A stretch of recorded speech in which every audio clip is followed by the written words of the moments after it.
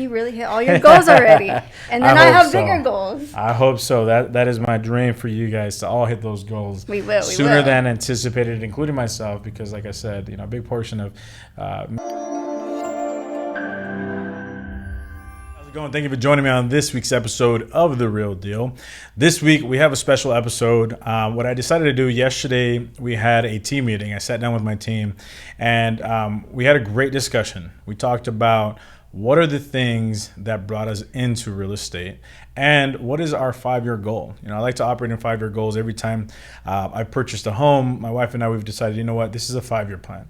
By year 5, this is where we should be. Now, sometimes we've been able to speed up that process, like when we purchased our first home. And then on our second home, it took us 5 years to get to that next stage. But nonetheless, this is a really good way and a really good tool to help measure where we're at right now and what are some long-term goals that we want to achieve in our real estate career. So without further ado, I'm going to go ahead and bring in today's special guest, Marissa. And let's go ahead and have her introduce herself. Hey, everybody. My name is Marissa Kirn with the RIO Group. Marissa, so you were my original team member. You are the OG person. We had a conversation a couple months ago, and I remember you coming into my office and saying, "Hey, Rio, you know what? I think I'm ready to join a team." Go ahead and bring up that conversation. How did that go? What was it that made you come to me, and kind of where we're at right now? So best decision I've made. For me, I've been in real estate about 5 years. It was going good. I loved what I do. I love helping my clients.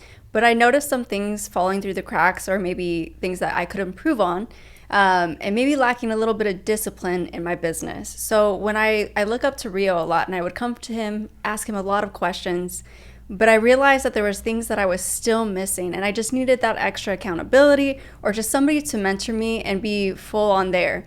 And I knew this is what I wanted, but I knew Rio hadn't had his team yet. So what I did is I came into his office and I told him, I'm like, hey, hint, hint, I want to join a team. And of course, we've had this relationship where we know we work well together. This is somebody that I trust, that I look up to, and I have so much respect for, that I don't see myself on anybody else's team.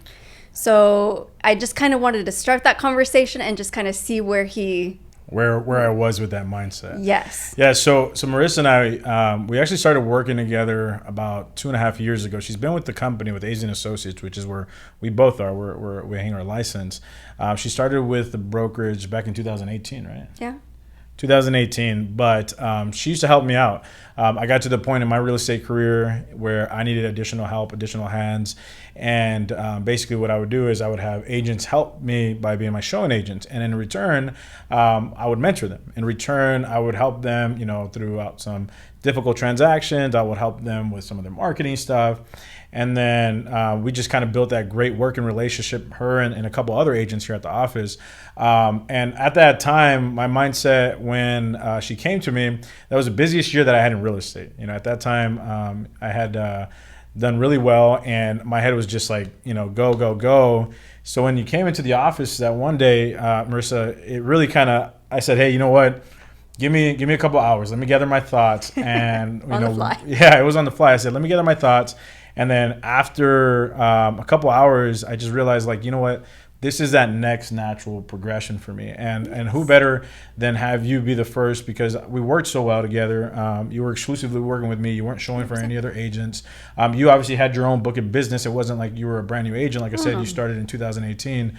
But at that point, I decided, you know what, this is that next natural progression for me. I feel like for me, starting a team was going to not only help me grow as an individual, but also what I was already doing with other agents, right? With basically mentoring them in return for them showing, I could do that on a whole different level, on a higher level. And if you guys have been watching Marissa's, stories, I share her stories all the time. I share her video, her content, her marketing. You guys have seen that evolution where, Marissa was and where she is now.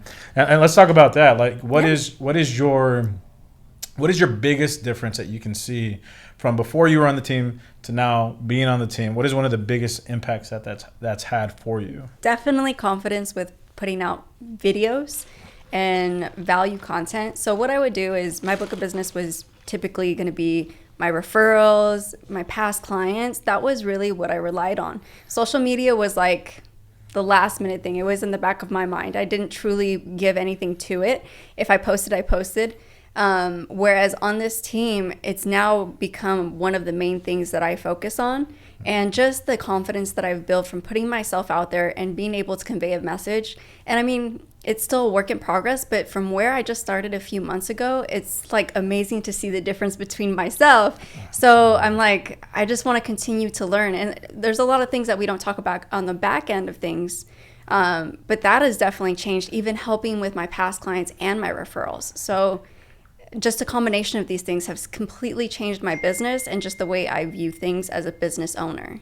Absolutely. And that's one of the biggest, I think, one of the biggest things that we focus on is treating this like a business. It's not just, my hustle. We're not just doing this as a side hustle. Exactly. Yes. It's treating this like a business. One of the first things that we did when you came on the team was making sure that the financials were in order. Yes. One of the first things that, because I'm helping these guys and gals learn from my mistakes. As an agent that had early success in my real estate career, I made mistakes when it came down to taxes, when it came to preparing, when it came to, setting money aside for taxes and paying yourself as an employee and all that good stuff. Mm-hmm. So that was a requirement. When she first started the team, I said, hey, Marissa, I want to make sure that you're not making the same mistakes that I'm making. So let's make sure that you get your finances in order. Let's make sure that you're set up with somebody that's going to help you, run your payroll and all this good stuff, yes. and now run efficiently like a business. And then on top of that, obviously, all the marketing stuff that we do, that's the long-term business type mindset to have. Is not just putting something out on social media and having a popularity contest. That's not what we're doing. Mm-hmm. It's profitability over popularity. We want to make sure that we're creating content that will be profitable by being engaging, by being high quality, and by having some substance behind it, and then repurposing that content, putting it out through mailers, putting it out through email, just giving your clients way many more avenues to see your face and see your content. So yeah, we've been doing a great job, and you've been killing it with that. But let's go ahead and shift gears and talk about that message that I had yesterday, where I think that it originally started as just like a meeting, something interesting. I wanted you guys all to hear from each other, but it was so deep, and hearing you guys talk about your stories, that was very humbling, because they put me back in that position of when I first got licensed and what got me to even start in that real estate world, and then obviously my goals that I set after that. So what did start you in real estate? What got you to begin and get your license? So I was so happy we had that question come up, because it's so easy to forget what made you start and your biggest why. So for me, like many of us in that meeting, it was a combination of things that just kept happening and piling up, and it just led you to real estate or where you're supposed to be. But for me, this is going to be so embarrassing to say. In high school, I watched a lot of HGTV. Okay, I was one of those people. But what happened was there was a big shift in my life that happened right after high school. And it caused me to grow up a little bit faster than I thought. And I learned a lot about credit. I was learning a lot about those types of things. And it shifted my mindset from just simply going to college. Like, I was actually starting to read books like Rich Dad, Poor Dad. Like, those things started to interest me. And one thing that they had in common was the way that they thought in their mindset. And a lot of them were business owners or entrepreneurs. And so real estate is one of those things that has the least amount of overhead. So I wanted to go directly to real estate from high school. But I did not believe in myself, or I was scared because I was so young and I looked so young that people wouldn't take me seriously. And I didn't really know anybody in real estate at that time. So going forward, I went to jobs, I was going to school. And you know what? I always wanted to do really good in my jobs. Like, I truly cared about my customers. Like, I always wanted to try to do my best, even if it was just like something I knew wasn't long term for me. It was important that I still cared. And I went to my last job. It was at Discover, and I didn't hate it, but I really had those conversations with myself. Like, if I was even to go and be CEO of this company or try my hardest to get up into management, would I be happy? And the answer was no. The truth is, I had always had a bigger vision for myself. I just didn't know how to get there. And it just clicked to me, like, just take your classes, get serious. So in between my calls at work, I was studying for my real estate license. And I just made that full-on commitment that I'm just going to do it. And then I had a great conversation with my dad, and he just let me know, he said, you are young enough to just try. Just try as much as you can and just mess up as much as you can when you're young. You're going to bounce back, and you have my full support. And that's what I needed, and I just went full on in and got my real estate license, and we had that conversation about me failing at first, but it was so worth it, and I'm just so happy I made that decision. That's so awesome. That brings back a lot of memories, because I remember where I used to work. I used to work at an insurance company, and I remember studying while I was taking calls too. And it's like you do what you can with the time that you have. That's so funny. And no, but I mean the fact that you just you're not, obviously, you know, if you're a high producing agent, obviously you can provide a better lifestyle for yourself and 100%. Your family, but that wasn't your motivation. And yesterday when I heard everybody talk, nobody had that as a motivation. Everybody had different reasons. Your reason obviously is just you had been studying, right? You had been reading your audiobooks or listening to your audiobooks, and that was obviously changing your mindset. So your mindset was, hey, I like this entrepreneurial, mindset, and I also happen to like houses. I'm watching HGTV. Why not put those two together and do something with it? Yeah. And obviously it's done really well for you. We talked about how you were put in a very fortunate position where one of your best clients, one of your most trusted clients is an investor, somebody that you yourself are learning from at the same time as you're teaching her. So it's kind of like a give and take, and that was a really, really good opportunity, for you to learn from somebody that's been doing it and investing in real estate. So, and just the way that they think, I love being around like-minded people or people who help me grow as a person. Absolutely. So, and that's exactly what you get here at the company, Agent Associates, and of course being on the team.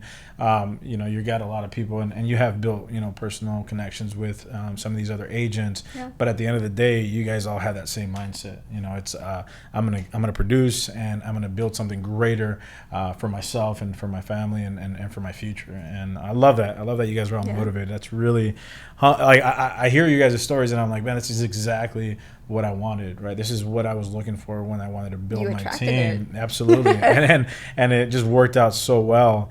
I love that story, and we're definitely going to take that clip and then send that to you so that you can reuse it and you can repurpose that clip. Okay. I was very intentional not to cut you off. I was like, you know what? She's dropping some fire. She's dropping some bombs. I'm gonna let her have her moment. There you go. So that way you can repurpose that. But really well said. So now, one of the other things that we talked about, one of the things is that we were all at first kind of stumped. We're like, well, 5 years, it seems like so long. It is. From today. But what were some of those goals that you set out? What was your 5-year goal? Or where did you see yourself? Where do you see yourself 5 years from now? Where would you consider a win right now in your current mindset and your current capacity right now? So for what I see for myself is real estate is one avenue. We are very blessed to be in this industry, but there's so many ways to make money or broaden your horizons doing this. So for me, I not only see myself as a real estate agent, but doing investments. So having at least upgrading my home, turning it into a rental, having another or 2 rentals, and then 2 Airbnbs is what I truly want. I want to create passive income for myself as well as still growing my real estate business. I mean, that's the fact that you're a homeowner. Honestly, at your age, because you purchased your house last year, right? Yeah, I did. Yeah, and you're 27? Yes. So you purchased your first home at 26. That's phenomenal. Obviously, you did that on your own. It wasn't joint income. So just that alone, on having your own home at this point, I mean, that's amazing. It's a big blessing to just even say that. Like, I forget how much of a blessing that is to say. And it was in the heat of the moment too. It was in the busiest part of the real estate season, and in the busiest part of our real estate careers. Because I've been licensed since 2016, and you since 2018. So I only really have 2 years on you. But yeah, you were able to make that that move when a lot of people were retracting, when a lot of people were like pumping the brakes. And that's really cool for you to already have your first home. You're like, you know what, now I want to upgrade that home. Yep. And then from that point, I still want to add one more rental, one more long-term cash producing property. Yes. And I want to have 2 projects with 2 Airbnbs, which Airbnbs are a very smart investment. That's something that a lot of buyers, out-of-state buyers, are doing because we have, you know, a great state here. We have great weather during the wintertime, and there is a lot of movement for Airbnbs. That's a very small percentage of the amount of people that are actually buying the real estate. A lot of the people that are buying the real estate here in Arizona are Wall Street guys, these big investors that have these big hedge funds and these big deep pockets, and they're buying a lot of these first-time homeowner, first-time homes that the buyers would normally take. But that's awesome. I mean, I think that's a very smart, and I feel, and in my personal opinion, I feel like that goal you're going to reach in a lot less time. I don't think it's going to take you 5 years to get there. That's just the belief that I have in you, and I think that you'll get that a lot sooner. Thank you. But maybe when that does happen, we can reevaluate your goals at that point and say, hey, Marissa, you've got this. Now, what's your next goal? Because there's nothing wrong with that. There's nothing wrong with readjusting your 100%, goals. 100%. But even having that question asked was so amazing to me, because if I would have done that when I first started, there's no limit to what I could have done. But then I would have really thought about it. Is this getting me closer to my end goal of that 5 years? And now that we've set that today, I'm like, okay, now I just have to make these decisions on a daily basis in order to chunk it down to make this easier for me. And I can do it. And then at that point, we can definitely just sit down and maybe 2-3 years again, we are sitting in this conversation. Damn, you really hit all your goals already. And then I have bigger goals. I hope so. That is my dream for you guys to all hit those goals. We will. Sooner than anticipated, including myself, because like I said, a big portion of me having a team is also to hold myself accountable and to kind of reflect on what I can do too. Yeah. So watching you guys grow is really a blessing to see you guys adapt and add all these new things to your arsenal and being able to become business owners. That was the first step, and then it's marketing, and from there we just keep building, and I know we're going to be able to hit those goals. And it's like those challenges, but like it's so rewarding when you start hitting those little like milestones of like, dang, I really did that. Dang, I'm really seeing those changes within myself or within my videos, any of those things. Like, that's a big win. It is. And your content is getting better, your confidence in front of the camera. I mean, this right here, this conversation that we're having, this is difficult for most agents. Most people can't get the funny thing is, I called you. I said, hey, Marissa, what time are you going to come in? Because today's recording day. And you said, hey, I'll be in around this time. I said, cool. When you come in, we're going to have an interview. And you told me like, when I got what? Here. so then this was just literally, this was not planned. Yeah. This was all set up last minute. I was inspired by yesterday's stories. I was inspired by the conversations we had. This week I had Marissa, Agent 1, on The Real Deal. Next week I am going to have Raquel, which is the second person that signed up to be on the team. So keep an eye out for Raquel's interview and hear her story. But thank you, Marissa, for coming. I appreciate you being a part of this, and I look forward to continuing to see your growth. Thank you. Thank you for having me. All right. Take care, guys. Stay tuned. Bye.